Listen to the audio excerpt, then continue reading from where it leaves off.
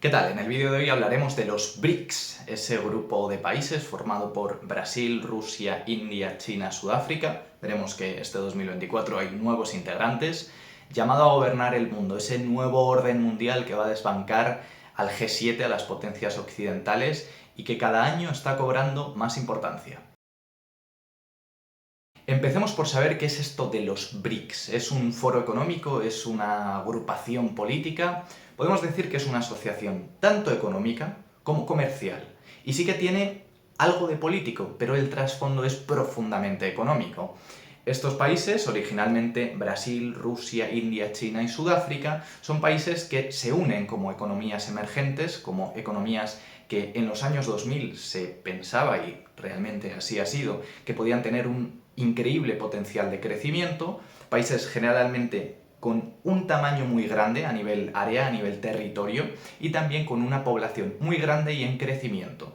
Son países que se unen, como digo, con un objetivo económico, pero a veces ese objetivo económico tiene alguna pincelada de político, vamos a decir. Pensemos, por ejemplo, en un acuerdo, en una alianza entre Rusia e India para fabricar un tipo de defensa antiaérea.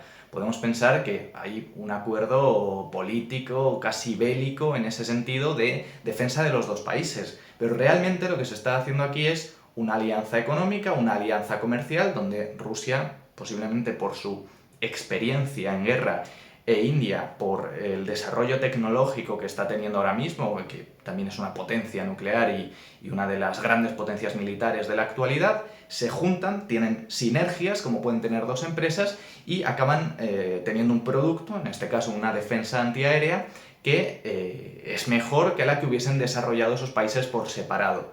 Realmente es algo que puede tener connotaciones políticas, pero los dos países, en este caso Rusia e India, se están uniendo con un trasfondo económico, es decir, desarrollar un producto de una manera más eficaz, de una manera más eficiente, pero que en este sentido pues sí estaríamos hablando de un producto político bélico. Pero esas defensas antiaéreas, India las puede utilizar para lo que sea, Rusia para otra cosa. Vamos a ver que esos acuerdos políticos, entre comillas, no tienen tanta importancia porque estos países se respetan y digamos que no entran a debatir posturas políticas. Dentro de que todos ellos pueden tener ideologías similares. Y vamos a verlo luego también cuando hablemos de nuevas incorporaciones a los BRICS, como ha habido países que, pudiendo formar parte de ellos, no han querido formar parte. Hablamos de población, hablamos de área, de territorio, pero también de dimensiones estratégicas. Tenemos que pensar que Brasil, Rusia, India, China, Sudáfrica, estamos ocupando tres continentes. Con Brasil estamos ocupando América, América del Sur. Con China tenemos gran parte de lo que sería Asia como tal, porque Rusia es más un Asia muy occidental, un Europa oriental, vamos a decir, esa mezcla de Europa y de Asia. Luego con India tenemos el subcontinente indio y acabaríamos con Sudáfrica, que es el continente africano. Entonces, dimensiones estratégicas porque son países muy grandes y que están muy bien repartidos por el mundo. ¿Eso qué conlleva? Que también son ricos en recursos naturales.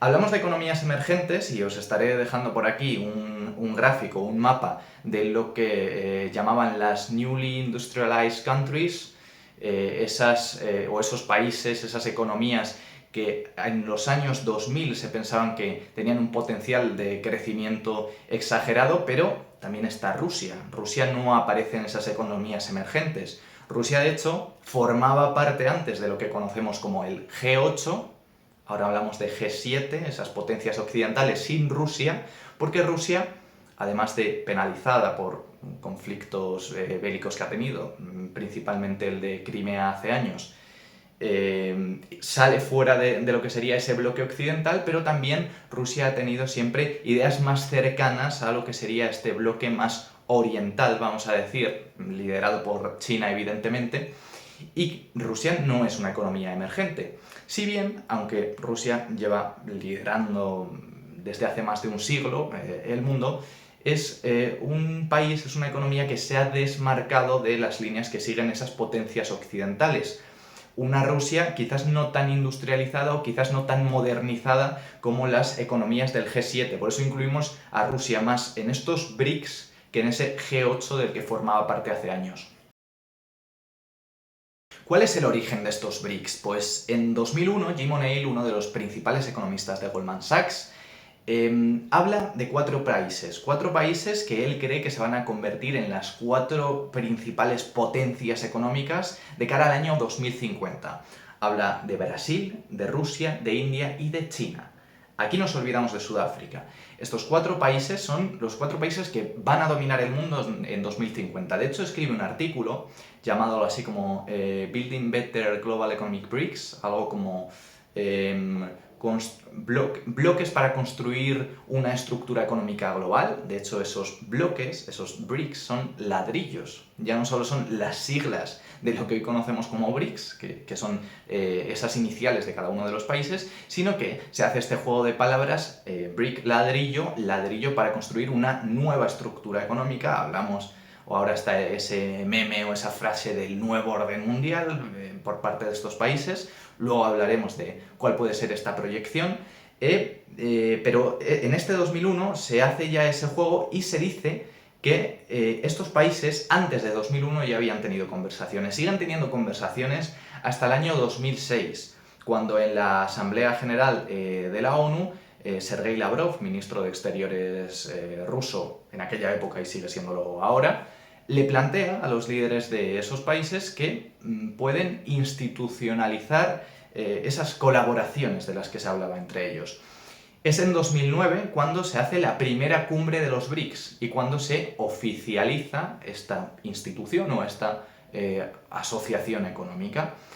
En el momento de la creación, en este 2009, se juntan Brasil, Rusia, India y China, sigue sin estar Sudáfrica, y los líderes, digamos que son Lula da Silva en Brasil, coincide que hoy en día también lo es. En Rusia está Dmitry Medvedev, presidente, en aquel momento estaba de primer ministro Putin, ahora es justo al revés, pero es como si fuera lo mismo. De hecho, Medvedev es el perrito faldero de Putin.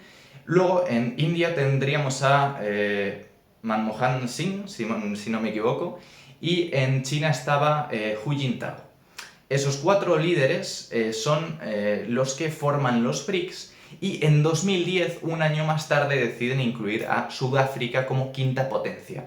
Sí que es cierto que el potencial de Sudáfrica y sus datos en cuanto a tamaño, territorio, población, no son ni de lejos comparables con los de las cuatro potencias creadoras de estos BRICS en 2009. Se incluye a Sudáfrica y a día de hoy esos 5 BRICS, que vamos a ver que en 2024 se llaman BRICS+, porque ha habido nuevas incorporaciones, los líderes principales, que son los de estos 5 países, son Lula da Silva, como digo, que coincide que vuelve a estar. En Rusia tenemos a Putin, en India a Narendra Modi, en China a Xi Jinping y en Sudáfrica a Cyril Ramaphosa. Estos son los integrantes que tenemos en 2010 y hasta 2024 no hay ningún cambio. ¿Qué ha pasado con los BRICS desde entonces? En 2009 tenemos la primera cumbre, en 2010 se acuerda la entrada de Sudáfrica y desde entonces ha habido una cumbre todos los años. Es decir, un día, bueno, de hecho son varios días, son 2-3 días en el que todos los líderes se unen y hablan sobre posibles acuerdos económicos, problemas o, vamos a decir, preocupaciones económicas que tienen, problemas políticos, cómo afrontar distintos aspectos que pueden afrontar como grupo, como asociación económica y comercial. Suele ser el anfitrión cada uno de ellos en estas cumbres. Y en la de 2023, es decir, en la última que ha habido, porque la de 2024 me parece que es en octubre, se acuerda la entrada de nuevos miembros a los BRICS. Primera vez que pasa desde 2010, desde la entrada de Sudáfrica, que de hecho fue un año justo después de la creación, 14 años después, o 13 años después, porque realmente ahí se acuerda, y el 1 de enero de 2024 pasan a formar parte, se habla de la incorporación en los BRICS de Emiratos Árabes Unidos, Arabia Saudí, Egipto, Irán, Etiopía y Argentina. De estos 6 países se consigue que entren los 5 primeros. Sobre todo presencia de Oriente Medio, luego vamos a ver por qué, Etiopía en el Cuerno de África y Argentina, un nuevo país de América del Sur, junto con Brasil el más grande, nuevamente buscando territorio, buscando recursos naturales, pero no logran la incorporación de Argentina. Durante la cumbre se habla, y parece que las negociaciones son correctas, en aquel momento el presidente de Argentina era Alberto Fernández, que no se opone a la introducción o a la incorporación en los BRICS, pero Argentina tiene un cambio de presidente. Cada uno de los países, de los BRICS originales, vamos a decir, digamos que empieza a tener conversaciones o negociaciones con estos nuevos países que se van a unir. En el caso de Argentina, el país más interesado de su entrada en los BRICS es India. Narendra Modi tiene conversaciones con Alberto Fernández, son correctas y se espera que en 2024 Argentina se incorpore a los BRICS. Con la elección de presidente de Javier Milei, finales de 2023, pasa todo lo contrario. Milei dice lo siguiente: somos superiores moralmente, somos superiores estéticamente, somos mejores en todo. Y les duele, les duele. Evidentemente Javier Milei no dice esto, pero sí que desestima la propuesta de incorporación en los BRICS. Principalmente porque políticamente está en las antípodas de los BRICS originales, tiene cierta enemistad, que además lo ha declarado públicamente, con Lula da Silva, con Putin por supuesto, lo está criticando a diario, y con Xi Jinping también. Entonces Javier Milei pues no le ve el sentido, a pesar de posiblemente ser algo enriquecedor y algo oportuno para Argentina por la situación en la que está. No quieren mezclarse con ideales políticos que no están para nada relacionados con él. Hablábamos antes de que los BRICS son una asociación económica y comercial, no tienen una profundidad política como pueden tener otras instituciones, pero sí que es cierto que los miembros de los BRICS suelen tener ideas parecidas. Javier Milei, como digo, está en las antípodas del resto de miembros y a finales de diciembre, justo después de ser elegido presidente, dice que no quiere formar parte de los BRICS. Vale, pero hablemos verdaderamente de la importancia de los BRICS. ¿Es un bloque económico que tiene peso o realmente no hay que estar tan preocupados?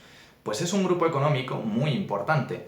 Cuando hablamos de los dos principales aspectos a tener en cuenta, que los comenté antes, área y población, en área tenemos, solo contando los países originarios, ese Brasil, Rusia, India, China, tenemos al primer país en cuestión de territorio, Rusia, luego tendríamos a China en el tercer puesto, a Brasil en el quinto y a India en el séptimo, si no me equivoco, puede que me haya confundido en alguna posición. En población pasa lo mismo, tenemos a India, que justo adelantó a China hace un año en población, China en el top 2, y luego no sé si tenemos en el top 7 a Brasil y en el top 9 a Rusia. Es decir, las 4 potencias originales de los BRICS en estos dos aspectos están dentro del top 10 y son países muy importantes. Pero hablamos también de Producto Interior Bruto, donde tenemos a China pisando muy fuerte. Y además de Producto Interior Bruto, una de las magnitudes importantes a tener en cuenta dentro del Producto Interior Bruto son las exportaciones. China se dedica a eso, no hay un país que supere a China en exportaciones. Luego hablamos de petróleo. Aquí ya no es tanto China, aquí es Rusia. Y si no es Rusia, empezamos a entender las nuevas incorporaciones de los miembros de 2024.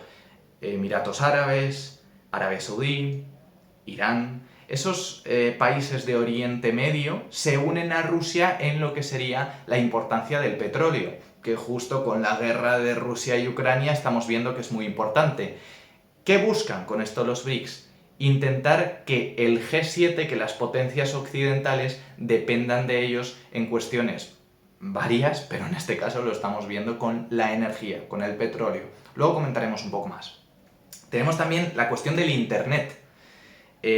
China e India, los países con más usuarios de Internet a diario. El impacto que tiene Internet ahora mismo es bestial. Entonces, si tienes a todos los chinos, a todos los indios, publicando sus noticias, publicando sus pareceres, sus ideas, sus opiniones en Internet, es algo que hace bastante mella. Y luego también tenemos dispositivos electrónicos.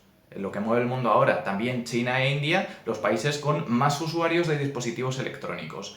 Pasamos a otro aspecto, la defensa, lo que sería el gasto militar. Gasto militar, Sí que es cierto que Rusia ya no es tan importante, a pesar de que seguimos viendo a Rusia como una auténtica potencia militar. Mismamente Estados Unidos invierte en defensa 10 o 11 veces más que Rusia. Sin embargo, se unen países que están desarrollando muchísimo su ejército, principalmente China e India nuevamente. Y por último hablamos de inversión extranjera. Por decirlo de manera informal, países que están de moda. ¿Cuáles son los países que están de moda donde se lleva el fútbol, donde se lleva el boxeo? Nuevamente los países de Oriente Medio. Ahora estamos viendo carreras de Fórmula 1 en Arabia Saudí, en Emiratos Árabes. Entonces están buscando el foco también con eso. Las incorporaciones que han tenido los BRICS en 2024 no son países elegidos al azar. Son países que, por sus dimensiones, por su ubicación o por sus recursos, estratégicamente también son muy potentes. ¿Cuáles son los objetivos de los BRICS? Los objetivos principales. El primero de ellos, si es una asociación económica, va a ser reformar el sistema financiero, ese nuevo orden económico del que se habla. ¿Cómo lo quieren conseguir? Pues en la cumbre de 2013 se habla del nuevo Banco de Desarrollo, un banco que se funda en 2015 y que va a servir para financiar las inversiones comunes de todos estos países de los BRICS. Hay bancos de desarrollo que ya existen, está el Banco Mundial, donde estos países ya están incluidos. Pero sí que es cierto que tanto el Banco Mundial como el Fondo Monetario Internacional pueden tener más peso de las potencias europeas, de Estados Unidos, de lo que serían las potencias occidentales. Los BRICS buscan un nuevo banco de desarrollo donde solo estén ellos y unos pocos países más que ahora os contaré, pero que se financien las inversiones que les interesan solo a ellos como grupo, como asociación económica. Este banco tiene la sede en Shanghái y en el momento de la creación de la fundación 2015 están los 5 BRICS. En 2021 se incorporan Emiratos Árabes Unidos y Egipto, países que se han unido a los BRICS en este 2024, pero también están Uruguay y está Bangladesh. En 2024, es decir, este año, se une una nueva, vamos a decir que ya casi potencia, que es Argelia. Además de ese nuevo orden económico, también se promueve el desarrollo tecnológico, es decir, la transferencia de innovación y también, por qué no decirlo, de educación entre los países. Luego tendríamos facilitar el comercio, unido a este nuevo orden económico, facilitar el comercio entre estas potencias. Cada una es buena en una cosa, que es algo que desarrollaré ahora en las ventajas que le veo a esta asociación económica de los BRICS. Como cada una es buena en algo, estos acuerdos económicos lo que le hacen a los BRICS es no depender del G7. Es decir, no depender de los países occidentales. Y vamos a ver que lo que tratan de conseguir es que sea el G7, por cierto, estoy hablando del G7, Estados Unidos, Canadá, Japón, Alemania, Reino Unido, Francia e Italia. Es decir, lo que podemos entender como potencias occidentales. Lo que pretenden conseguir los BRICS no es solo no depender del G7, sino que el G7 acabe dependiendo de ellos. Y es algo que, como ya os he comentado, hemos podido ver principalmente con los recursos naturales, con el tema del petróleo, cuando hay una guerra, cuando hay una crisis, cuando queremos poner sanciones.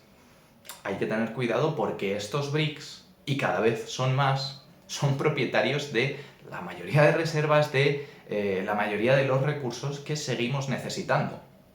Luego hay otro objetivo de los BRICS o un apunte que debes hacerse, que es la no intervención en los asuntos internos de los países. Os he dicho antes que sí que se siguen líneas políticas, pero que no es una organización netamente política. Esto quiere decir que no pasa como en otras instituciones donde lo político manda y lo político importa, sino que aquí los BRICS, cada uno puede llevar su política y India no se va a meter en la política de Rusia pese a estar de acuerdo o en desacuerdo, y Brasil no se va a meter en la de China. Sí que es cierto que podrán tener opiniones y que pueden tener, vamos a decir, ciertos acuerdos o ciertos paralelismos en algunas cosas, que es lo que he venido a explicar antes de por qué Milei no quería formar parte de los BRICS, pero cada uno hace su política y nadie se mete en la del otro.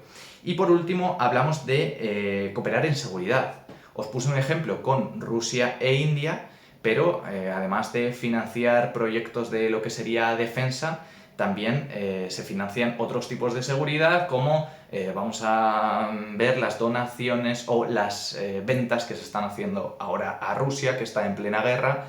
Rusia se le está quedando ya el arsenal algo anticuado y está dependiendo en muchas ocasiones.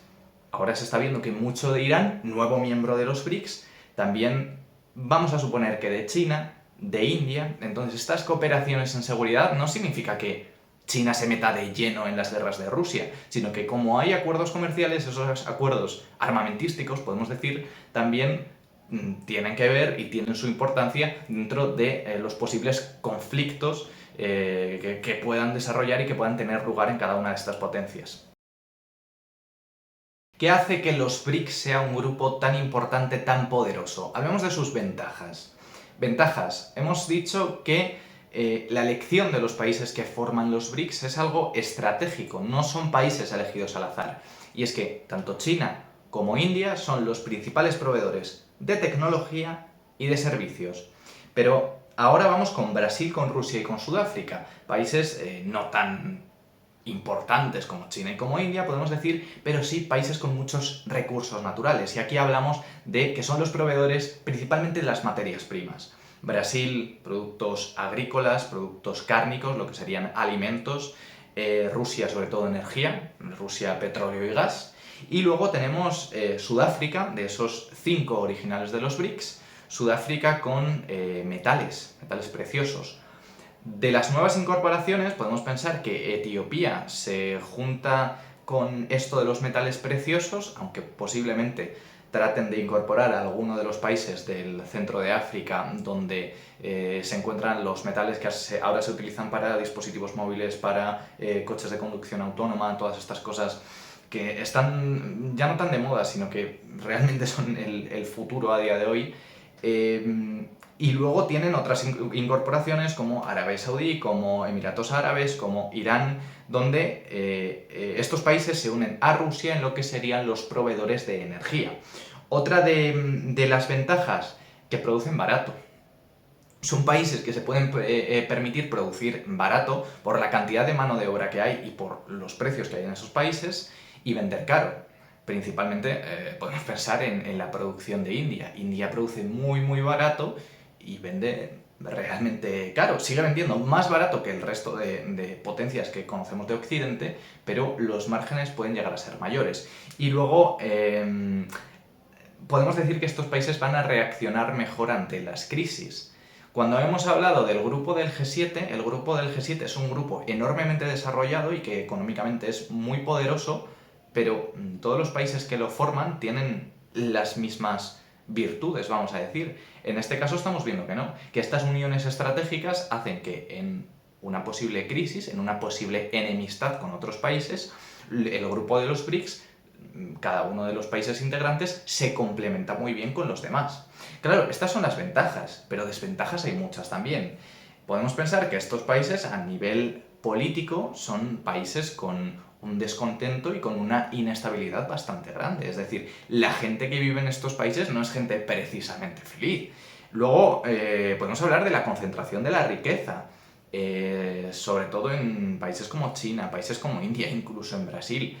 La riqueza para muy pocos y hay mucha gente que no es que viva mal, que es que hay mucha gente que vive en la pobreza. Si hablamos de desventajas particulares, en India la tecnología la tienen unos cuantos. La tecnología de la India tiene que desarrollarse muchísimo todavía.